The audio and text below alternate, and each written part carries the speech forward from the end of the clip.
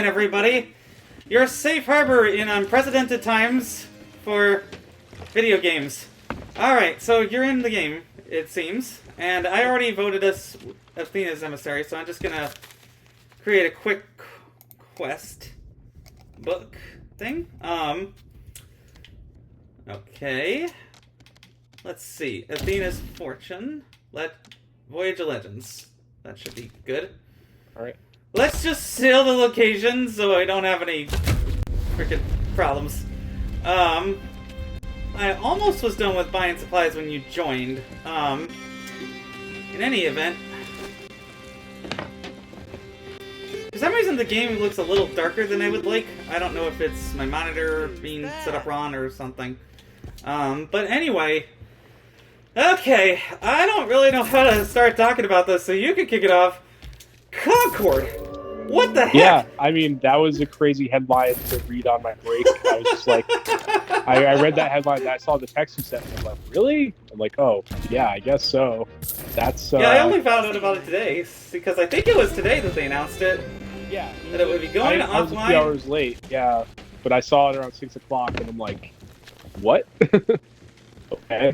Like, apparently, it's so shocking how quick they decided to pull the plug, but hey, it's probably better than letting it amble on for a few more months or whatever in a barely played state. Yeah. Well, 2 weeks. I don't think any online game of note. Like, there have been some mobile gacha games that have been shut down in like 48 hours. Yeah, and there's been cases of single-player games where the studio doesn't even make it to see the game ship, or barely even makes it. So, like what? There's stuff like that. I mean, literally, the Visions of Mana studio was shut down by the literal day the game shipped. They'd already been laying people off, but they shut down fully. It seems like I forget which parent company it was, but they basically seemed like they were just kind of, you know, taking Square money to develop the game, and then as soon as that was contractually done, the studio was just gone. It's unfortunate too. Yeah, I believe the name of the studio was Uka Games. I see. And that's so sad. Like, I actually, at the last minute, pre-ordered that game based on the reviews. So I was like, oh, maybe this will be alright. Oh, boy. And then, like, I'm playing through the intro to the game, and I saw a headline on my phone of, like, Visions of Mana Dev shut down, day the game ships. I'm like, oh, well. When was that? A couple days ago, last week. Oh, the new one? Yes, the one that just came out. Really? Yeah. Okay, I thought it was going to be like some old Visions of Mana thing or another. Just the one that just came out. Wow. And it's like, okay. man, I might have reconsidered buying the deluxe version if I knew that, like, the developers wouldn't be really benefiting from this at all. And I don't feel like gloating about Concord's failure like some people, because the gunplay actually looked alright. Like, it seemed like a game that could have been fine on my Steam Deck, except that Sony broke support for it on the Steam Deck, like they have for their other recent PC games. And now the developers are probably going to get laid off if the free-to-play turnaround haven't. I feel like they need a few months to retool it, to stuff a bunch of microtransactions in people's faces. I feel like the one reason I think they could even turn it into free-to-play, like, I wonder if they're going to even bother, or because, like, how, like, because you would think if they were going to do free-to-play, why shut it down in the first place in the interim? Why does Sony do anything anymore? Yeah. I mean, like, I feel like they are just mercy killing it at this point. Like, I would be kind of surprised if they even bother with the free-to-play angle. The only thing that makes me think maybe they will have a second go at it is that they still have that that anthology series on Netflix is still going to have a Concord episode unless they decide to shelve that late in production. It's Amazon. So that'll be not Amazon, Netflix. Yeah, whichever one. And one of those big old. That's okay. So what it is that the anthology series Secret Level is about multiple games. So I think Concord will be like one little piece of an episode, if that, about the Sony games? Because there's supposed to be multiple features, like God of War. Yeah, the way that trailer made it seem like they're dedicating an episode per game to like a short story. I don't know if they said. So which island are we on, by the way? Sunken Grove. That would be the map, right? Or Riddle. Why do I always get that wrong? Okay, well, okay, well, the second clue is unveiling itself. But anyway, so that was probably already filmed, along with the game's cutscenes. I'm sure it's like well into production, and especially it's probably in post-production at this point. Yeah. Keeping in mind, the fact that the game was supposed to have this ongoing narrative to it too, like. Those are the two things that make me think they're going to find and salvage something out of this. But for the time being, it's pretty crazy how quickly it went from, this game seemed to not have a great release, kind of disappointing, to the Steam numbers continuing to just crater, like, unbelievably low for, like, a brand new Sony first-party game. And then it's seriously. Then it's like, maybe they'll do something. People are saying, maybe it won't even last till the end of the year. I don't know. I guess I just fell I can't push it. We gotta drop the load. We're falling right out of the sky. Remember that from SpongeBob? Yes. Anyway. But yeah, I don't know what happened. Well, okay. I can tell. Multimedia. They had this whole multimedia campaign they're revving up to. Clearly, they were expecting something big from it, given the fact that they have even included in that lineup of the secret level stuff. That's a pretty big slot to get alongside a lot of other big IPs. So Sony must have been angling this as like, this is the next big multiplayer thing, and we're on to something here, and they were probably with the ongoing story something that any publisher has ever been, honestly. Well, people were so psyched to have Guardians of the Galaxy knockoffs be in Overwatch. Yeah, I mean, I don't want to... in space.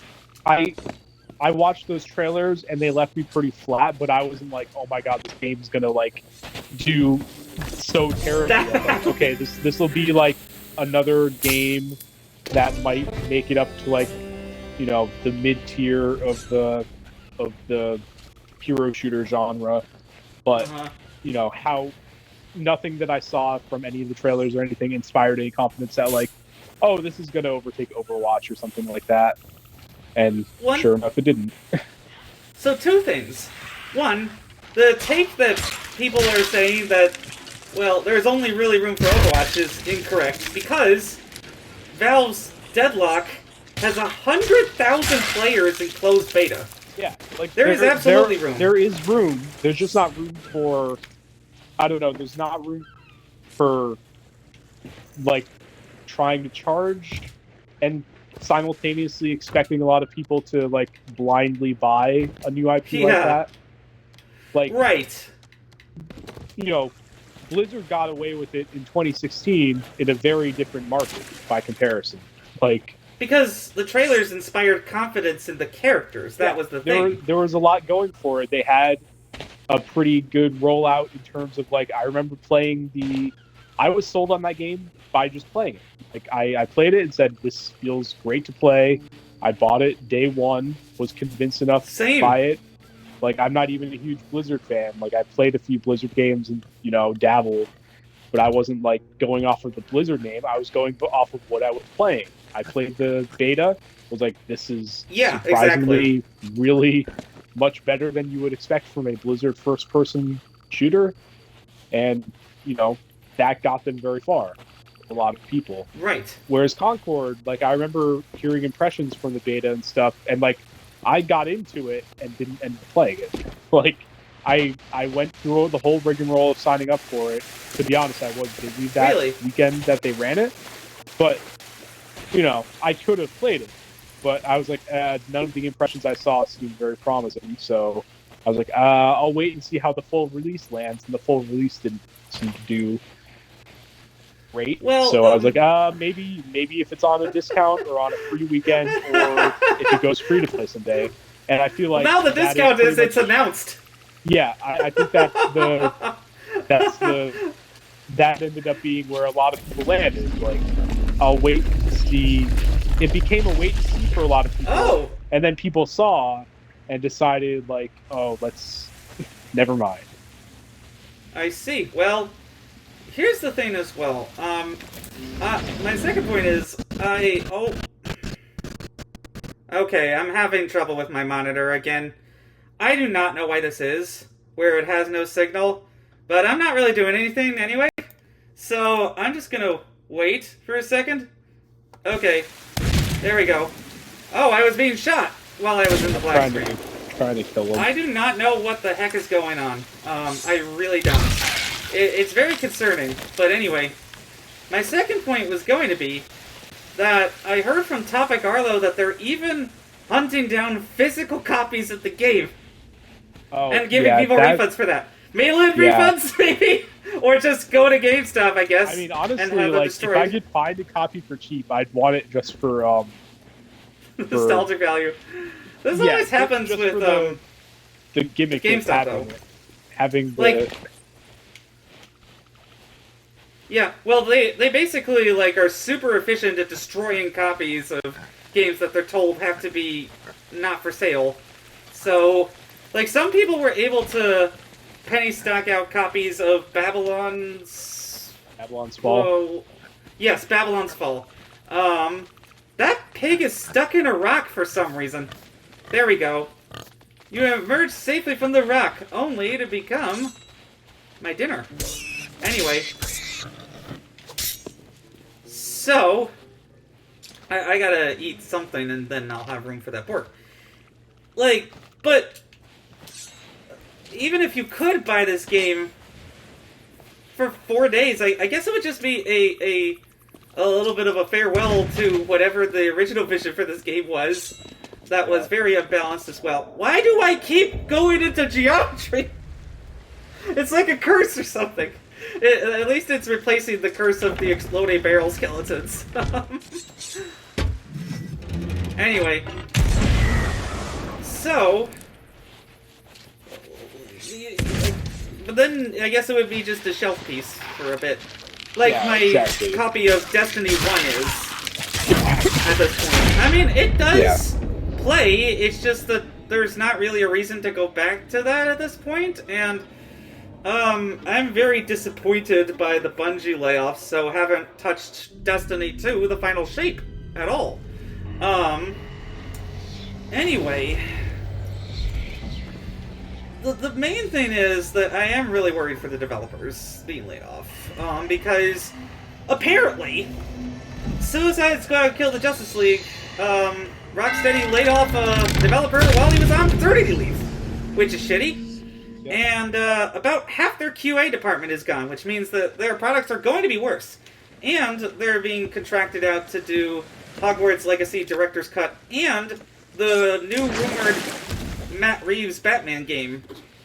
Like, how is that going to be the high quality that we used to expect from a Rocksteady if they're cutting to the bone by corporate mandate? Like, the people are just going to be made to do more with less, especially if, I mean, in the highly unlikely event that something like NVIDIA's AI mech battle game it actually gets traction, and studios are like, okay, this is the moment when we're going to have AI make people do the work, one developer do the work of 5.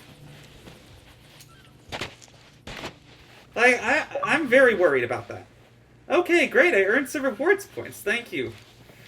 For something, I guess. Probably just opening this game. Anyway. But, like, the interesting thing is that, that PS5, that Sony is really owning itself this year. Like, I'm sure Astrobot will do well, but that will be a bright spot in an otherwise kind of blah year, except for Helldivers 2, which they shit all over. So it seems like Sony just really doesn't know how to do live service games, and I'll tell you why. Because let me just make sure I have. Yep, okay, everybody's still in the party. I was worried about technical glitches there. Anyway,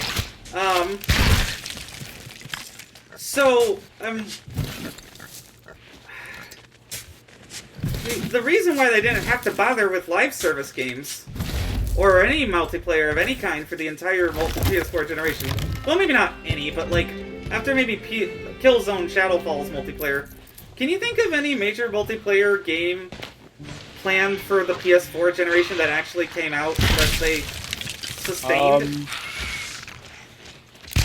Let me think. Nothing major comes to mind. I could be forgetting something. I mean, there was original Helldivers, I guess. Yeah, well, that was a teeny tiny game before they changed the perspective. By comparison. Yeah. Mm-hmm. But that's my point, is even if they did really try anything with multiplayer, it was dabbling. Yeah. Because they had the Call of Duty marketing, they got lazy. And once the Call of Duty marketing was taken away by Microsoft's acquisition of Activision, they panicked and decided to do 12 live service games, and like they were gonna do Last of Us open world multiplayer, and like Horizon Zero Dawn multiplayer. Is that still happening? I don't know. Or maybe it isn't. Well, there is that. Really... I mean, maybe the thing that was rumored as that Horizon thing ended up turning into that Lego thing. Who knows? Open server change. The Lego thing? Oh my god. I mean, that would be a shift in direction.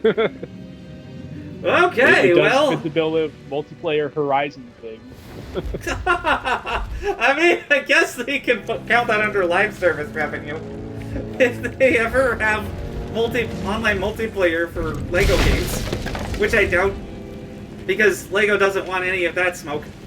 I mean, they keep reminding people, they kept reminding people in the Black Ops 6 beta we played this weekend, your voice chat is being recorded for the safety of the community.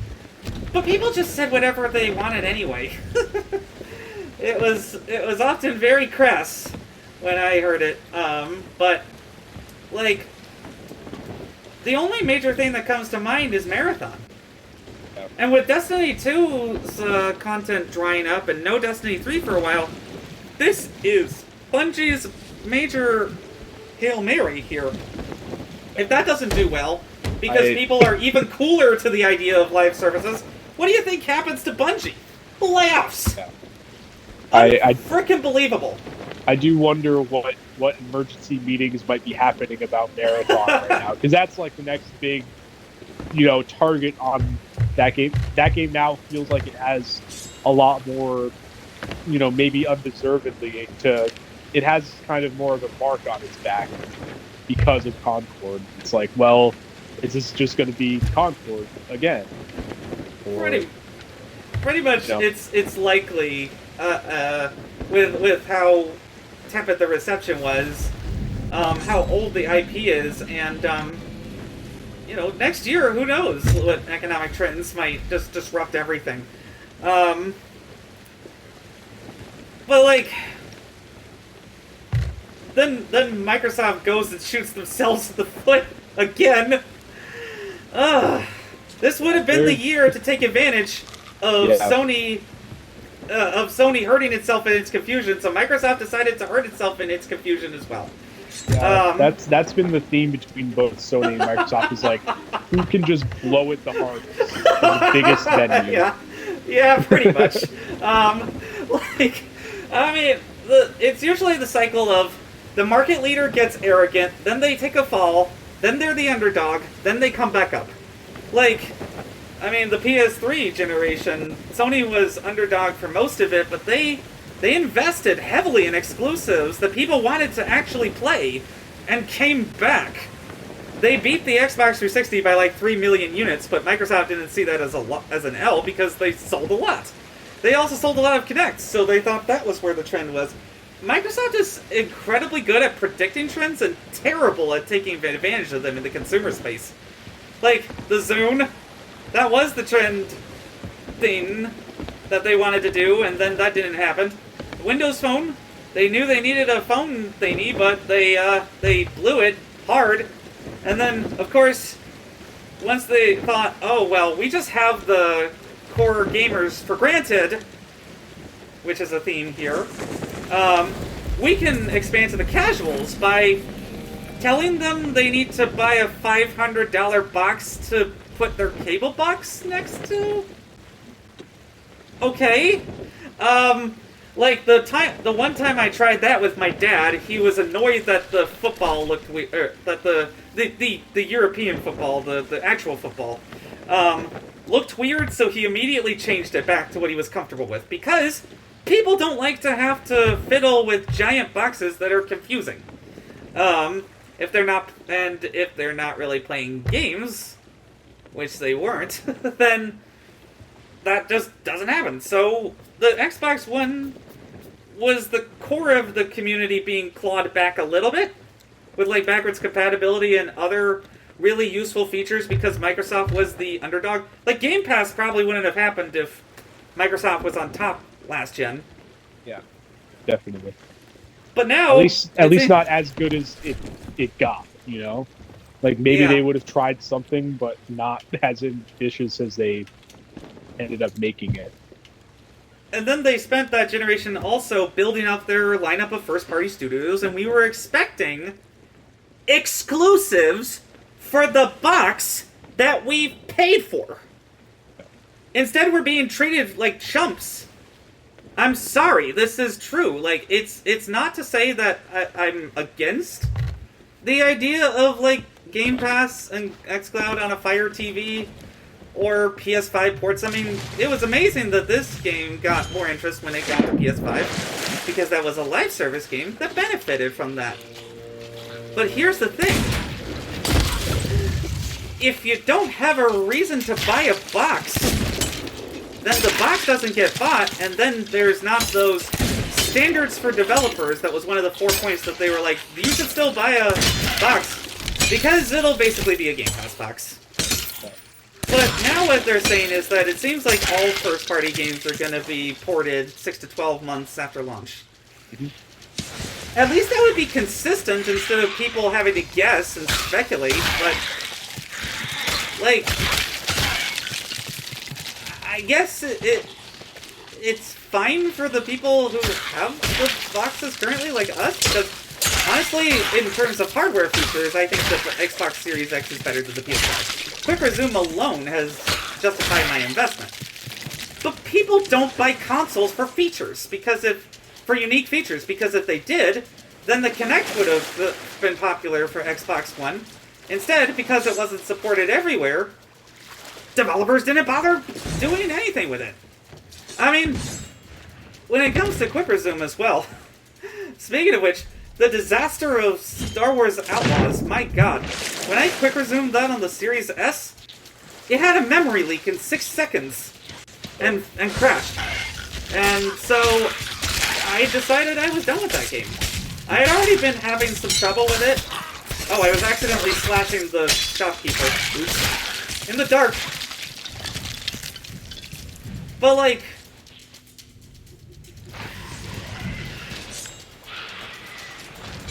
what I'm worried about is that if they end up deciding fuck it and making a $1,000 next-gen console because the prices on the Xbox Series X and S don't go down, then decide, oh, well, to justify it, we're basically going to make it a PC in a box with other stores that we, for some reason, won't get, or allowing because we won't get money from it?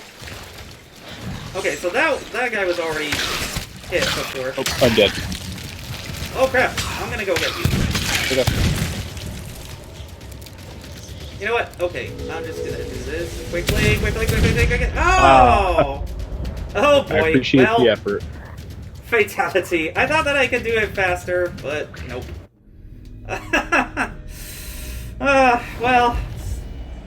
still getting back into the swing of things after my vacation at Cape Cod. And you know what? Like, I enjoyed playing my family's Xbox Series S there. Because you know what we played? Like Peggle 2 and World at War Zombies. That was fantastic to do finally on the couch with someone. Nocturne Totem is the most underrated map in the entire franchise. And the minute that they get their stuff together and actually put the old Call of Duties on Game Pass, I will absolutely play it with you. Definitely. Online. I don't own World at War. I only have borrowed that one. So I don't own that one.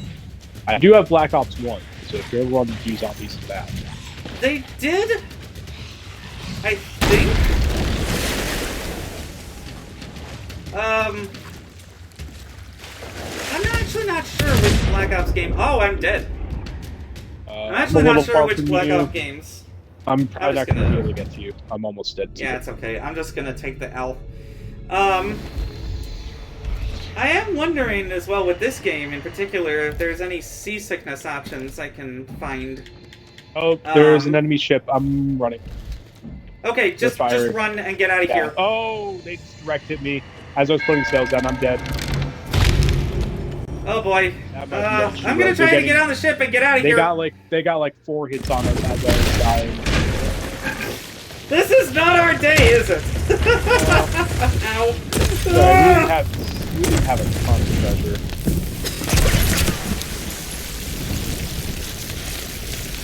Yeah, no, they can. I'm gonna fight them anyway because they aren't gonna be able to take us out of fight. They look like a grade 5. Okay, I'm back.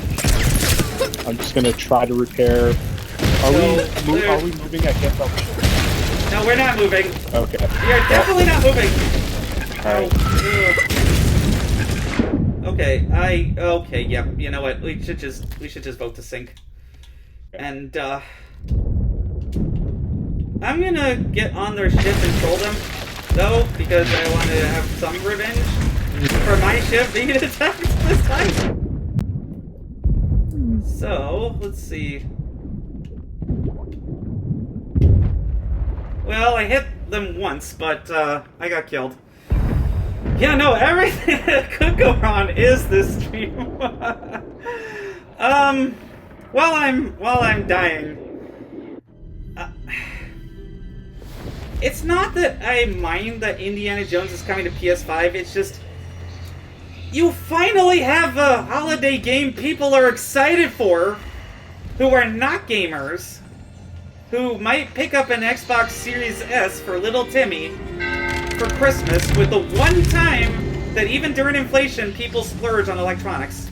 Yeah, it's just so weird. Like the timing of it is just so weird. Like, why would they not wait a little longer to like?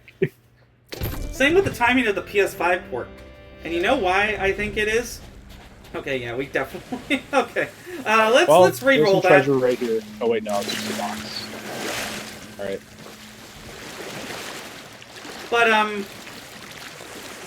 the timing of it makes me think that they need to have more growth in the gaming division for the quarterly report. So they're saying like spring 2025 now because they want investors to shut up about it. Like, when are you gonna put it on PS5 so we can get more money right away? Like, well, to be fair, it is a little easy to poo-poo investors when you're not one. When you're not, say, an institution that expects to make its money back for a pension of some kind. Though those are small and not, like, the hedge fund types. Or I have a little less sympathy for. Video games, honestly, they should not be a publicly traded thing. But that would be, like, on principle. On economics, obviously, investment is important to, like, produce games in the first place. But games are a hit-driven business. You cannot smooth out the rough edges because you cannot know how anybody will receive any game. Yeah. Indiana Jones looks great, and I did pre-order the expansion upgrade for the Order of Giants. But they also threw in a couple of other things that are like, whatever. in order to be like, well, this thing that had all these things that people say they don't like, they pre-ordered it anyway. So they don't have to break out, like, who pre-ordered for the hot Indiana Jones from the Temple of Doom skin. Yeah. Do you want to vote to cancel this voyage, by the way? We're a little... I thought you had okay. I thought you were voting for a new one. And why can't I vote for it? I'm definitely a bit more tired than I thought I was, but this is a good, relaxing game to do that with. I did also have fun with the beta, and I'm excited of Black Ops 6, and am excited to play it some more, but... Yeah. Okay, well, I've put down the quest. Let's mark off the maps. This one might take a while. You put down a Legend in the Vale. Ooh. Oh. Probably wouldn't have time for it. It's good to see you. Okay, nope. The quest. We interrupted him. When my sister's boyfriend was doing the tutorial of Sea of Thieves, he was annoyed by how much the Pirate Lord was talking. Well, maybe not annoyed so much as, like, wryly commenting on that. Alright, so this is a little ways away from where keepers are, at least. I was just on the train for 6 hours from Providence, so I plead tiredness on the putting on the wrong quest. Anyway. Again, I would like consistency. It's just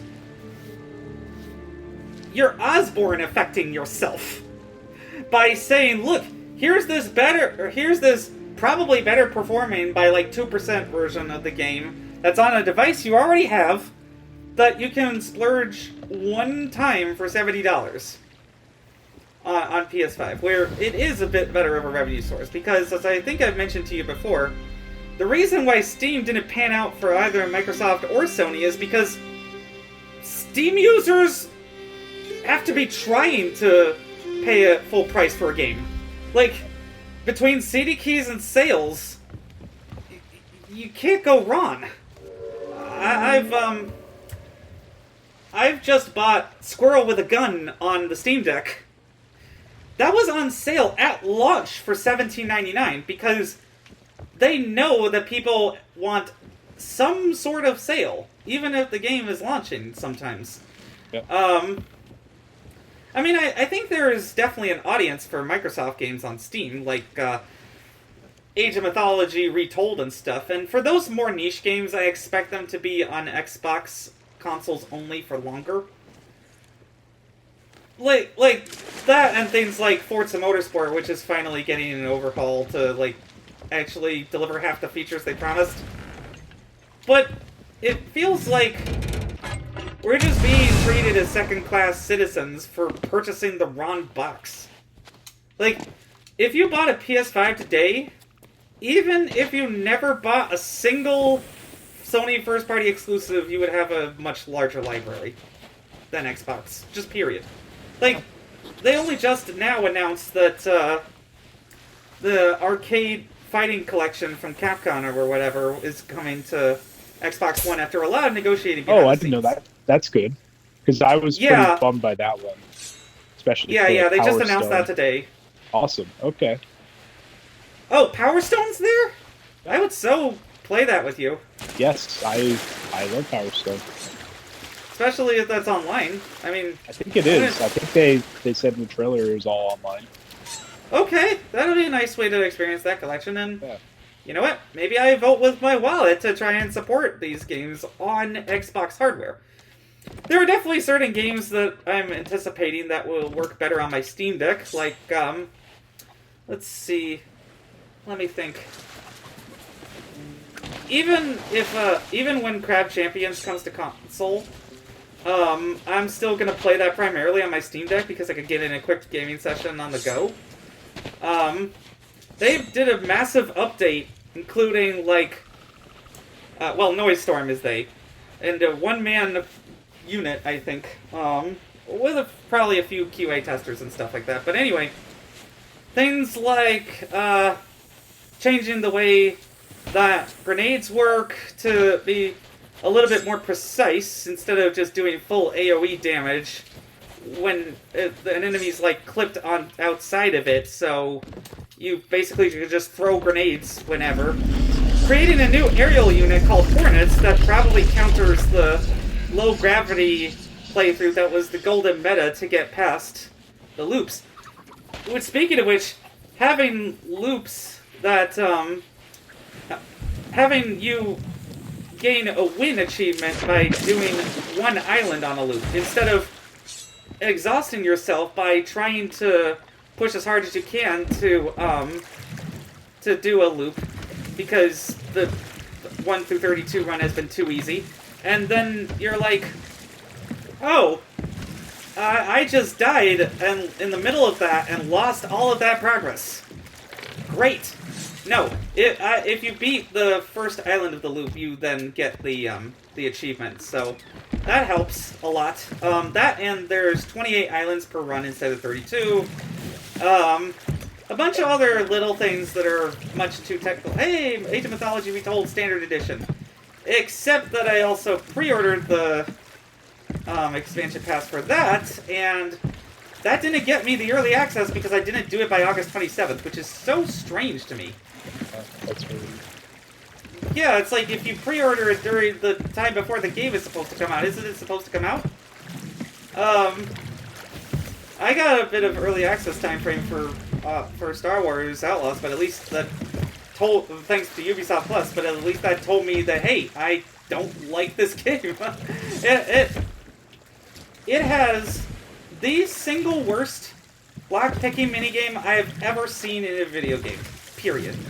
The timing is off, even on easy.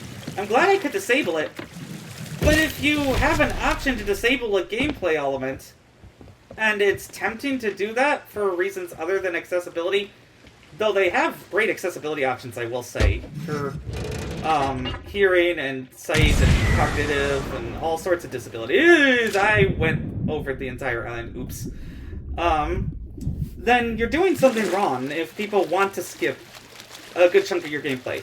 I wanted to skip the 4 stealth sections that instantly catch you when an enemy sees you through an object or around a corner. But that's all they really have as powers because their AI is atrocious. Why was this game released in this state? And now Massa's probably going to have layoffs. I mean, I'm so confused because they did such a good job with Avatar Frontiers of Pandora. I got tired of it after about 20 hours or so, but the expansion is included in Ubisoft Plus, and they might have made some updates, so I'll go check that out again at some point. It's just very puzzling how Star Wars Outlaws could be this bad. Like, have facial animations that are worse than Assassin's Creed Unity. I mean, it definitely was a rushed licensed IP thing. That's what I think. Because people only really are buying licensed stuff, it seems. Well, maybe not only, but like big brand names are dominating the big game space. Call of Duty, GTA, Fortnite, all the big players. But then the IP games like that have passion behind them, like RoboCop, they sold really well. You know? This probably sold a ton of copies from people who just saw Star Wars on the cover and got it for their grandkid or whatever because they like Star Wars. But Star Wars used to mean something, and this is not it. Like, Star Wars games used to mean something, and this is also not it. Though, Star Wars games of old were not perfect. I think I told you about how terrible my experience was with Star Wars The Clone Wars, where trying to control a human that felt like a vehicle as a Jedi was terrible. I mean, like, when big game designers like Peter Molyneux of old can't get attention, then you know the market's a little oversaturated, though that's largely his fault, too. Yeah, I was going to say, Molyneux's a bit of a special case. He has a lot of the blame lies with him on that one. On the other hand, new ideas that are really cool can do really well. like, Adamfall's getting some buzz. It's not just British Fallout, it seems like it's more of a survival exploration mystery game than just an RPG. It seems like Starfield's getting better slowly. Yeah, I still haven't played looks since the good. vehicle update came out. I've been meaning to. Yeah, I need to clear some games from my backlog, because unfortunately it looks like in the process of going on vacation, I lost my expansion card. Oh. Ouch. But, well, I'm not playing a ton of games right now anyway, so I think I can hold out for a little bit for a Black Friday deal and just uninstall stuff. Because I had a bunch of games installed, like, oh, I'll get to this eventually, but then I'd have analysis paralysis and just watch YouTube sometimes. Or play on my Steam Deck. Or just play the same old one game, you know, once a week with you. And like, small teams that are passionate everywhere are getting buzz. Like, Fun Dog, I think their name is, with Forever Winter. That looks so freaking awesome! And they also put out one of the most based videos of all time, about how they were saddened that, like, in the pursuit of quick profits, big companies have just been leaving people on the chopping block, basically, and have been closing old games that people really love, like Battlefield 3, for instance. And maybe the success of things like the Forever Winter, which, still, that looks so tasty. I can't wait to get that for Steam Deck on September 24th. That's when they're announcing the early access period, so it'll probably be later for consoles. But even just for now, like, one guy in Unreal Engine made Squirrel with a Gun, and it's what I thought Goat Simulator was going to be. A tricky but fun game. Like, Goat Simulator is fun for a little bit to mess around in, but because it's such a non-challenge and it takes itself seriously at all, I don't know, I just have gotten bored of the concept, after 2 games. But Squirrel with a Gun, you can use your gun your bullets in your gun to just multi-jump a lot. You can hold up citizens by aiming at them to make them drop their nuts. Which is the most hilarious thing ever. You can execute agents as a squirrel. Like, mostly the times that I've died have been to fall damage rather than the agents, because they're not the smartest, but they are fun to shoot.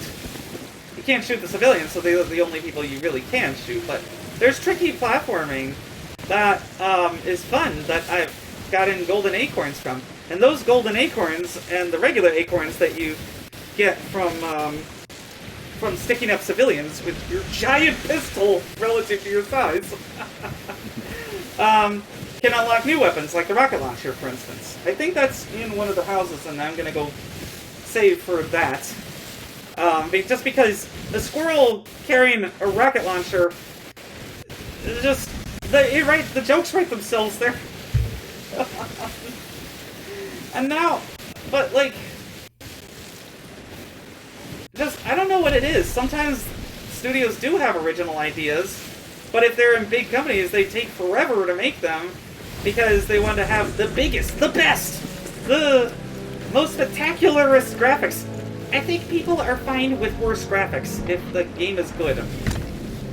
Because, like, Skull and Bones has really pretty graphics for a game that also has bad facial animations sometimes. But nobody's playing it. That's just from the island. Nobody's playing it. Nobody's playing X Defiant. I mean, that's not related to their graphics. It's just like people are tired of these hero shooters, and they were like, okay, whatever, with X Defiant, because most of these franchises, like Splinter Cell being included, just reminded people that these franchises haven't really gotten anything. It's not necessarily that I think they should just go back to all their old ideas, but like, it still bothers me that Microsoft spent $77 billion on 2 publishers to get a quick fix when they could have taken that same money and plowed it into thousands of developers' hands to revive classic Microsoft titles that people would have been actually excited for without raising antitrust concerns. The thing concerns. is that takes a lot more time and effort, so, you know. Executives want the print money button. Yeah. And speaking of which, like, okay. It's undisputed. The PS4 was the better console. It sold the Xbox One by 2-1. It had the better exclusives lineup after 2016. This is important to note. When Sony finally shook the Indie Station 4 nickname and started pumping out basically the same game every time. It felt like third-person cinematic action games with forced slow walking moments in order to have exposition dumps. Those stories were often great. Like, I liked the story of Uncharted 4 enough, but I was so bored halfway through God of War 2018. I just couldn't continue. I'm sorry. It's not that it's a bad game. It's just that it and Ragnarok spend too much time trying to be a TV show rather than a game. So it kind of fits the third secret level. But, like, then Phil Spencer looked at Horizon Zero Dawn, which actually is quite a bit of fun now that I've gotten past the tutorial area that was boring as F, and said, I want our version of that. So they bought Senua's Saga, they bought Ninja Theory, and Senua's Saga is boring. It's an interesting story, but most of the time you're doing the exact same things as you were in the first game, and there's no group fights. It just got repetitive after a while, and they still haven't moved past that one puzzle type. Because they couldn't overhaul the core gameplay foundation that they had. Because they needed to make it prettier. It's not, again, that it's a bad game, it's just not for me. Because I like a little bit more game with my game these days, rather than just watching stuff. Because if I just want to watch the cutscenes, I can just watch it on YouTube later. So Sony got comfortable with being in the lead, right? I think that's pretty undisputed as well. They made a bunch of the same game. They didn't have to bother with the multiplayer side of it because they had Call of Duty. And then they had to flip their script really quickly because somebody actually tried to compete with them. But only insofar as they could protect the moat. Like, I think that they had the dominant market position that they had. Because Sony is a monopoly in the game industry. At least in the console business. At least in the console business that they're competing with Microsoft in, Xbox has been terminally locked out of competing on the way Sony does. So it made sense for Microsoft to try to reach beyond that, but they suck at the xCloud. The PC store is garbage. They're not really doing well on Steam. It's like, why do all these things worse instead of just doubling down on the thing that made you the brand to begin with? And then, once people actually have new exciting games in their hands, and you've taken time to develop the technology, then really be the first mover. Because, like, Stadia, they just bowed out once they realized they couldn't acquire Bethesda as a quick fix for their exclusives. Can you imagine that that would have happened? Oh gosh, been a very different place. Yeah, it would have. But like, oh, not again with the monitor. I gotta figure out what the deal is here, and if I need to move to like GeForce Now or something. It won't show up on the live stream itself and the YouTube later. And if you've watched this far and you're on YouTube, then please take a moment to hit the like button and subscribe, as well as hit the bell for new shows, because we'll try to do them when we can.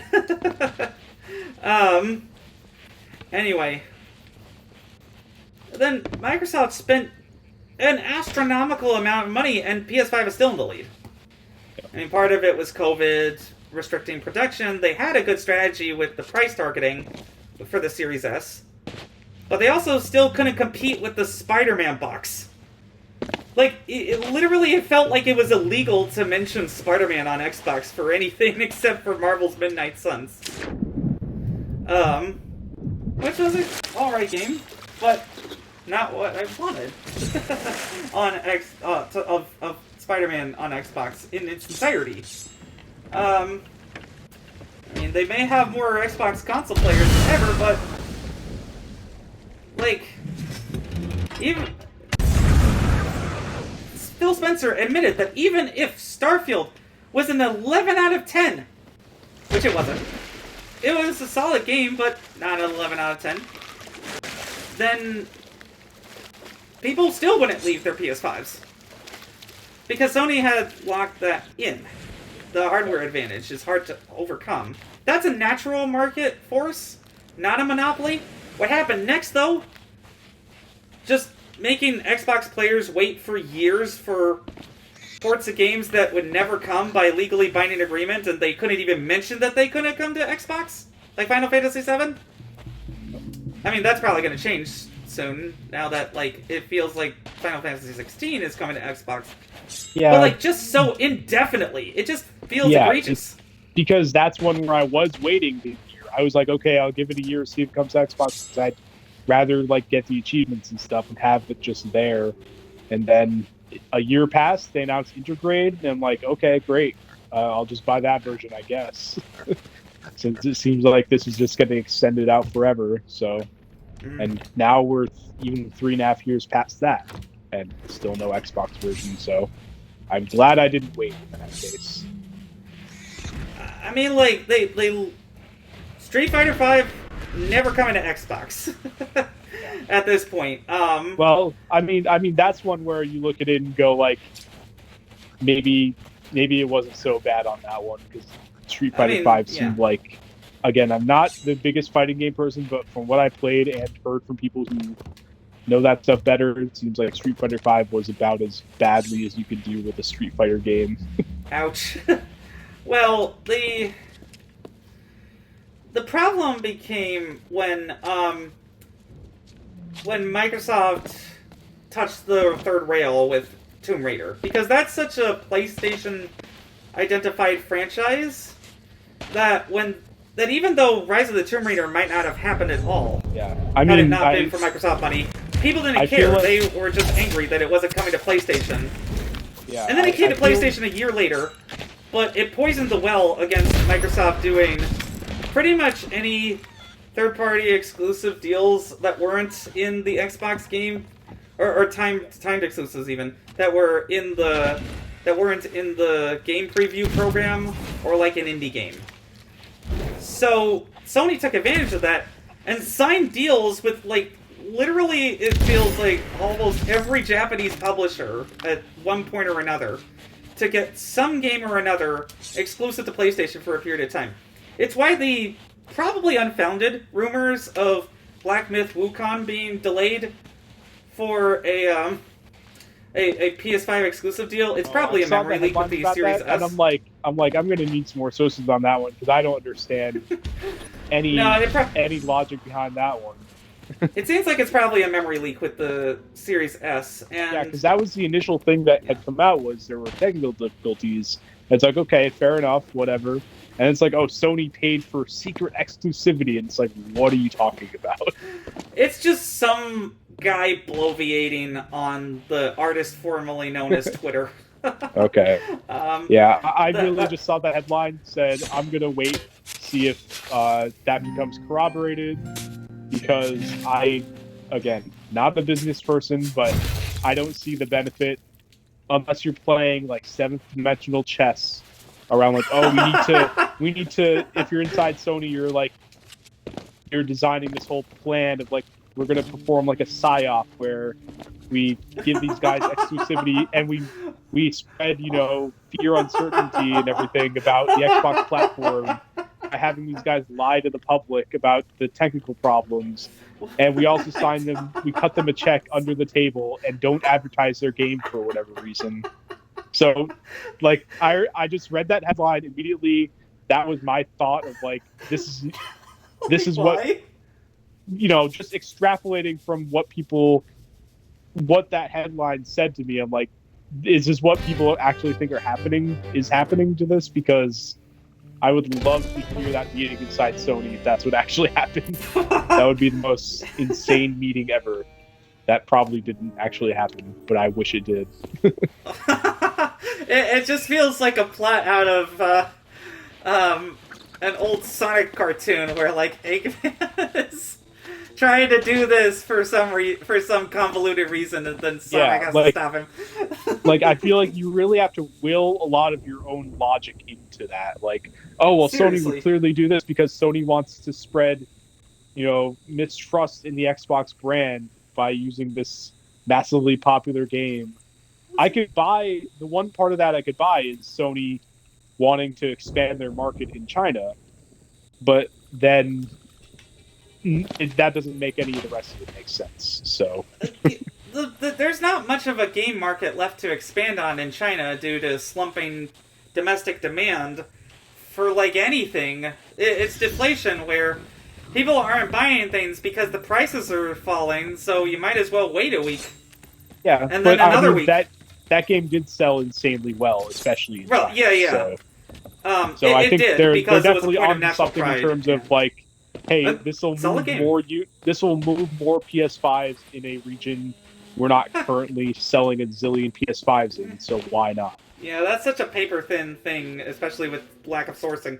This is why SunnyRedemption Salem is different, people. We're not beholden to giant Twitter followings, or major news site conglomerates that are laying people off in favor of AI crap. We're just two nerds who know a lot about video games and follow a lot of news about the game industry and want to make sense of it all sometimes. Okay, so tying into that, it's probably more technical issues related because Microsoft really had to try very hard to try to have the parity for Baldur's Gate 3, and then they caved because otherwise they weren't going to get Baldur's Gate 3 at all. And honestly, the game was a bit of a technical mess on the Xbox still, but I'll go back to it at some point. I just haven't had the time. And then in Notria The Last Son, angrily, the CEO of that developer was like, Microsoft hasn't been answering any of our calls, basically. Because they probably laid off some of the ID at Xbox people. Oh, yeah. That's what I'm guessing. That could explain that. Yeah. And then, the Funcom chief product officer has been saying that Dune Awakening will be a, quote, challenge to bring to the Xbox Series S. That's a third-person open-world MMO set in Dune. Probably very much in the vein of Conan Legends. It looks cool. I'm not sure if I'll play it, because it'll probably be very survival-oriented. Yeah, I would be willing to try it out just for the prospect of a new, actually Dune game, I guess.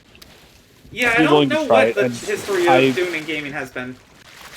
Yeah, I mean, there was a point-and-click Dune game a long time ago that I'm very familiar with.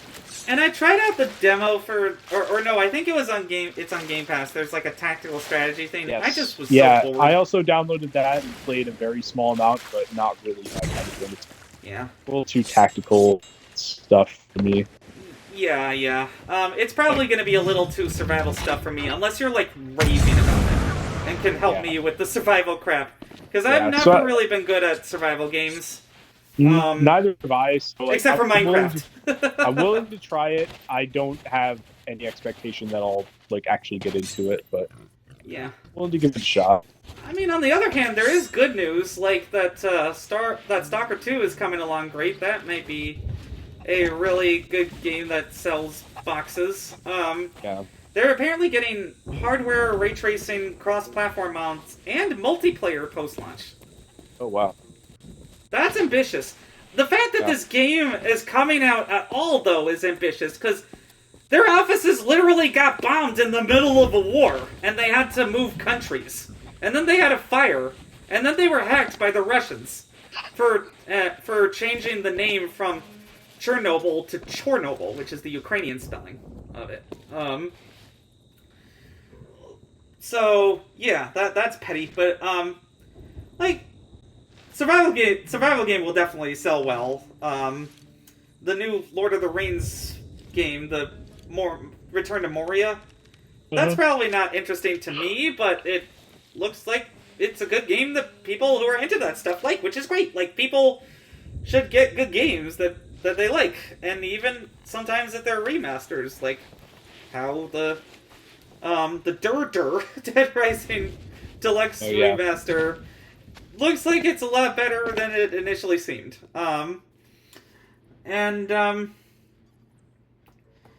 Oh, well, okay, so the main thing is that I think part of the reason why Microsoft isn't competing so hard and why Sony is competing overmuch to just lock in their position Yakuza style, though that reminds me as well that apparently Squirrel with a Gun was inspired by Yakuza.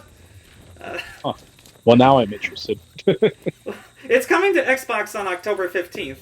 Okay. And it would be awesome if it had multiplayer, but it's a very fun little single-player game.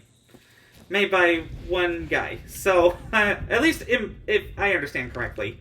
So, I'm not, like, too cheesed if it doesn't do that. Because I would have preferred, like, Scalebound coming out at all, instead of them promising multiplayer and then just ditching the whole thing. Because then they got our hopes up really great, because I would have loved to do multiplayer dragons with you! Yeah. Gosh.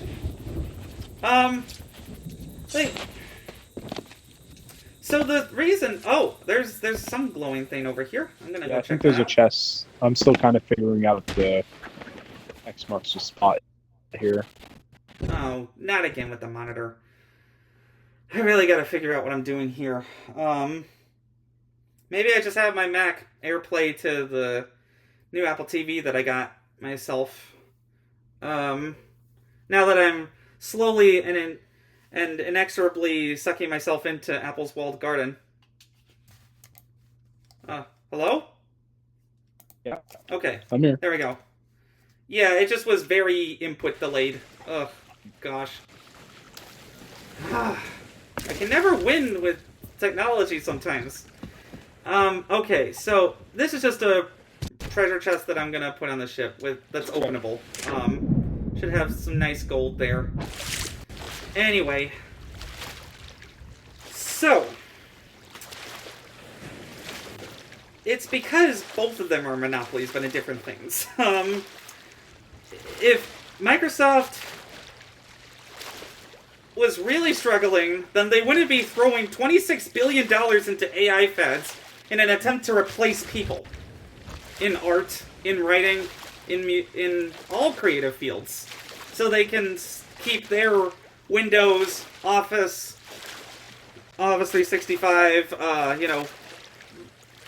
Azure stuff afloat as like 90% of wherever they are.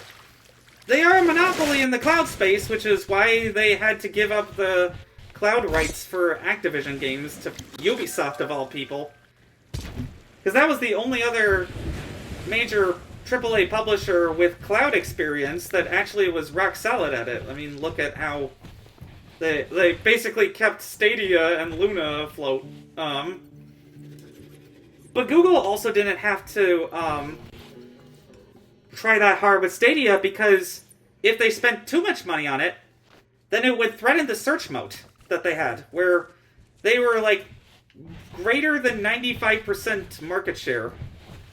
Again, they got there with a naturally offering a better product. Sony did the same thing with the PS4. But the difference is, and it's not like you can't invest a ton of money just because you're big to keep your product improving. That's not what I'm saying here. What I'm saying is that it's been very suspicious to me for a long time how much Sony has spent to keep other people from ever competing with them. to make Call of Duty say other platform instead of Xbox. To crush their hated foe once and for all. Which is illegal. You cannot do that. And it finally clicked into the place for me once the Google ruling happened. Because, well, what happened is Google paid $20 billion a year to Apple to make themselves the default search engine for iPhone, which does about half of all mobile searches in the world, despite ostensibly competing with them selling Android phones and, promoting their Android operating system, which was competition. And, they kept it open in an attempt to compete with iPhone, and it's not like Apple didn't innovate at all. I mean, they earned their natural large market share at first because the iPad is still better than any other tablet on the market. But what happened is Apple decided that it literally would cost too much money to compete with Google, so they just accepted the bribe. It would have cost Square Enix a lot of money to market Final Fantasy XVI on Xbox for no guaranteed return because of the weak JRPG history with that console. Despite, initial attempts to compete like Lost Odyssey and Blue Dragon and things like that. And they tried, really. And as the PS5's prices have gone up, apparently Xbox sales have gone up slightly in Japan because it's a cheaper alternative. They came into this generation being like, we will not be beaten on power or price. Though the power argument was a lot less definitive than they wanted it to be because their GDK was confusing, is what I've been reading. And it's like, well, if Apple could have made a search engine, they might have disrupted Google and gotten a lot of money. But again, it would have been at least $6 billion a year by their own estimates. And Google estimated that it would cost $20 billion. They estimated that they could make their search product 20% worse and people wouldn't switch because they're so used to it. So it's a similar thing with PS5, honestly, because they made a lot very restrictive with, like, your cloud saves and the UI confusing. They tried to add new features. I'm not saying they didn't, like the activity cards, but they didn't particularly push that very hard because they knew they had already won at the beginning because they simply made more consoles than Microsoft due to the not having to split a fabrication line. Maybe the better choice might have been to try just a diskless Xbox Series X, because that's what they're doing now. Yeah. But there was an argument that does hold up, that people just wouldn't have bought that at all. That many people outside of the hardcore wouldn't have even bothered because of the price. And then inflation happens, and what's the first thing to go? Expensive game purchases and console purchases and subscriptions for a lot of the casual audience they were trying to win. The problem with the casuals is they're very fickle, and they like what they like, and they don't generally take risks nearly as big as Microsoft would like them to, like swings, you know? Because I think what they were hoping with the Series S was that if every digital game ran on the Series S, and to be fair, most do very well. It's just a few outliers that make the news. It would have been like basically they could have forced people to pay higher prices. But the kinds of people who buy a console for $300 are not going to pay $70 a pop for a game. They're going to wait for sales. And if you give them an all-you-can-eat option, they'll stay on the buffet. And generally buffets make money by giving you a bunch of carbs first. And that's what people's complaints have been sometimes with Game Pass, is that it's a lot of filler. That is somewhat unfair because some of the smaller games I would never have found out about without Game Pass, and it's a net good to have another.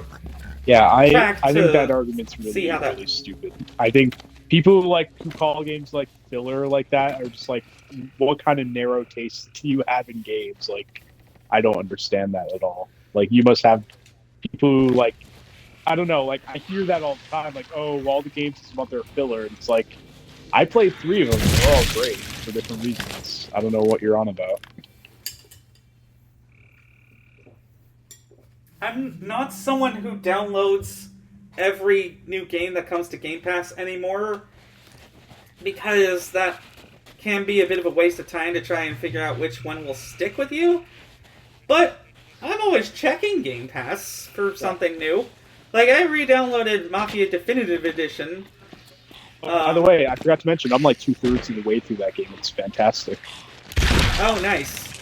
Initially, I wasn't really all that jazzed about it for some reason, but I'll give it another try now it's on Game Pass. That's the kind of thing.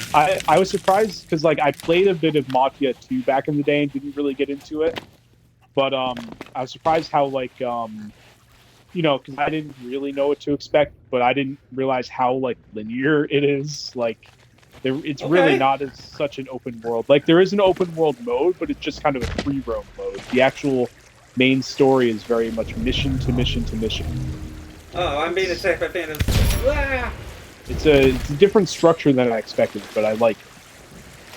That's nice. That's nice. I did like Mafia 3 more than people give it credit for, but that open world structure was tiring, so I didn't finish the main game. I finished the DLCs, though, because they were more linear. Yeah, I'm excited to get to 2 and 3, because I did play a bunch of 2 way back in the day. I'm excited to see how the remaster for that is, and I bought I'm dead! Oh, what happened? But I'm at the ship, so you can come get me. Yeah, I see you. Let me just put the sales up real quick. I thought I could just outrun the phantoms after I ran out of ammo, but there we go. Thank you. Yep. Oh, so close. Okay, I'm just gonna get on the ship right now because I do have food there. That's all cooked and stuff to help me. And I'd be excited if they strike a deal with, say, Marvel for Deadpool and Marvel Ultimate Alliance games to be on Game Pass. Yeah, I mean, hey, they've got Activision in the fold now, so that's, at least for the Ultimate Alliance, were published by Activision, right? Or am I crazy? Yeah, no, it was. It was. Pretty much any Marvel game before side of it. 2017 was published by Activision. Or no, I think it was 2014 that they were like kind of stopped. Except for the relisting of Deadpool in time with the movie for like a hot second. In that game, I rented from Redbox for 2 days for $6 back when that was still a thing, before people ruined it by stealing them, by steaming the labels off and putting them on blank CDs or whatever. But the main thing is that will be a fun linear diversion if you've never played it before. But don't even bother with the Amazing Spider-Man 2. I actually did play that game when it came out. I was not... Because I was fiending... I played a bunch of the 360 Spider-Man games. You know, like the Beanox era Spider-Man games. And I thought those were pretty good. So I was like, oh, cool. You know, I would love to play those. Or Amazing Spider-Man 2. Let's, what's it called? Spider-Man Web of Shadows, I really liked. The other one they made. Then there was actually... I've never played the HD versions, but they also made Ultimate Spider-Man. I actually have that in a cart on eBay right now. I'm like, maybe I should buy this. For your 360? No, it's actually an original Xbox game. Oh, okay. Yeah, I totally play that with you. Yeah, that's where I'd be playing it, yeah. Again, the retro games I played in Cape Cod were like Peggle 2, Army of 2, World at War. Older games that hold up really well to this day. And I'm glad I got to have you try Jurassic Park Operation Genesis. Yeah, I do still want to play more of it. I've just been really sidetracked. Yeah, no, that's happened to me too. I'm gonna get back to that eventually. as part of my first multi-stream test, finally. Don't miss it, people. If you're this deep in our stream and really like what we have to say, then hopefully you'll like hearing me talk about T-Rex facts for an hour while playing that amazing game. It is a little clunkier on the original Xbox, I must say, but it's still a very solid port that runs fantastically.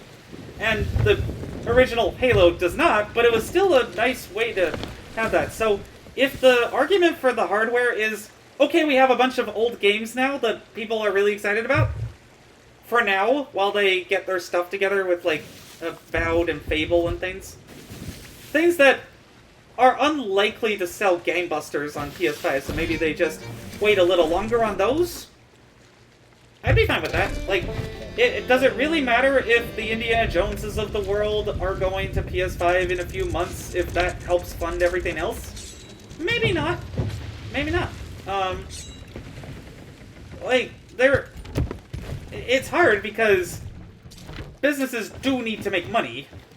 Yeah, that's the only insane reason, money that they want.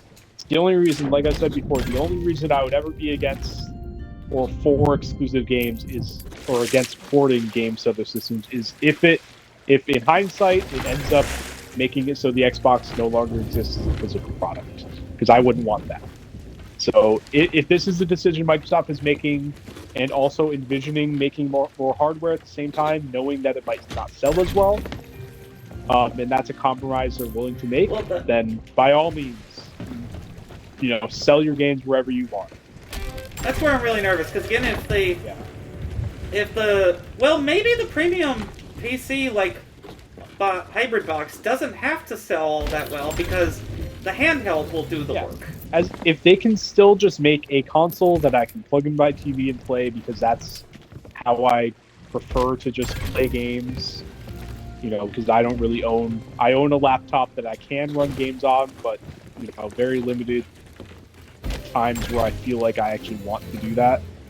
By all means.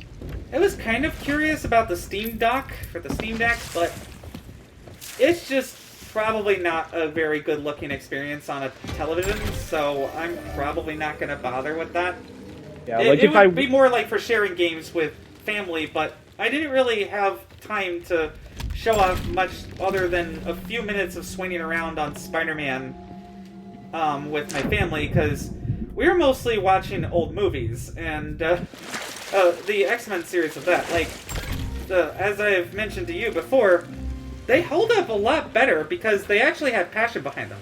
If the games that come out have passion behind them, then I'll stick with them on the hardware that I currently have instead of buying a PS5, because I like this hardware better. That doesn't mean that PS5 is bad hardware or that Sony is necessarily an evil company, but it seems like maybe they're getting the downswing this time, and maybe they'll be on the back foot when it comes to new and exciting games for a PS5 Pro. Ugh. Or a, because, like, the PS5 performs fine, people. It does not need all these crazy modes. Well, from what I had of it before I had to sell it, last year. But, like, what I'm worried about, thinking on the Game Pass filler comment, it's fine if most of the third-party stuff is smaller stuff that fills in, which is the literal definition of filler, between major releases. But what I'm not okay with is if it turns out that in an attempt to just churn them out quicker, the game's quality of the first-party games are downgraded or rushed. Like, it's nice to get day one launches, but if you're paying more for less game, with the Ultimate crap, because that's the other thing, like, they can afford to raise the rents there because they're techno landlords. They know that we're stuck with our digital libraries and that we're unlikely to sell our consoles and just quit entirely. So they locked us in. And for that reason, I refuse to ever pay $20 a month for something that I can get $23 for 3 months of on a key shop. Like, that makes no sense to me. or get a bunch of rewards with. I just redeemed an extra month like a month ago, and I'm already almost at the way for points for another month because of purchases and quests.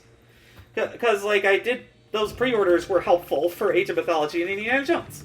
I'm still excited for those games. And maybe I'll check out Age of Mythology tomorrow and try to stream that to test. But, well, I just hope, part of me is just like, I hope this year is good so we can see, like, okay, that, you know what, maybe the Xbox being where the games premiere here first box isn't so bad. Because those games are good at least. Like, I don't necessarily mind if some of the bigger games go 12 months later because, well, I have it on my box now. And I don't have to spend $1,000 on a PC. Yeah.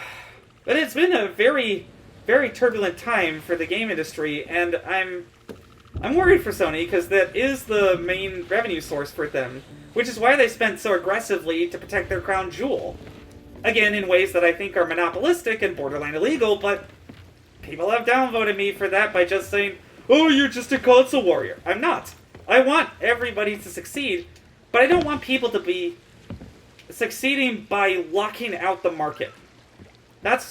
And I'm worried that if Xbox hardware does fail and Microsoft just moves to a cloud solution for Xbox games or some sort of PC in a box emulator machine thingy, then they'll be like, well, we don't really have to bother competing with Sony. As long as we can get enough money from this side business, then we can just jack up prices forever, and they'll be stuck. Same with Sony, with jacking up PS Plus prices forever, and then they're stuck. But anyway, we'll see about that. Yeah, it's a lot of we'll wait and see. I really hope that we don't get a ton more layoffs for the rest of the year, please. We're gonna have a full fall holiday season, for sure. Like, I'm really excited about Planet Coaster 2. That's probably the main game I'm getting, but... Anyway, you have a good one, my friend. Hopefully things will be better in the future. Yeah, what time would you be available, or good day? Good question. Next week? I've got quite a bit going on, because I'm going to a concert on Saturday. Yep. There's a lot going on. You're just going to concerts a lot. Hey, there's a lot going on this year. Yeah, a lot going on. I've been to several dozen concerts this year. And I had Lobster Row a couple of nights ago, so we're both living the dream. It's good to take breaks from this. So let me think. So, no, that's Sunday that I'm going to the concert. I'm working Friday, Saturday. Maybe Saturday night, but I'm not sure. Yeah, maybe. I could do, I would say more of the Black Ops beta, but that's gonna go away. Oh yeah, that's not this weekend. Maybe more Saints Row, so we can have Saints Row adventures. Yeah, if you want to do Saints Row, yeah. Because I have that installed again. I did uninstall it, but I can reinstall it. It doesn't take up that much space. Yeah, no, it doesn't. Okay, yeah, we can plan on that unless something else comes to mind. Yeah, and, I'll let you know. I'll plan on Saturday for now, although that could change. Not sure yet. Okay, you have a good one then, my friend. Yeah, absolutely. You too. Bye. Bye. And you all have a good one as well.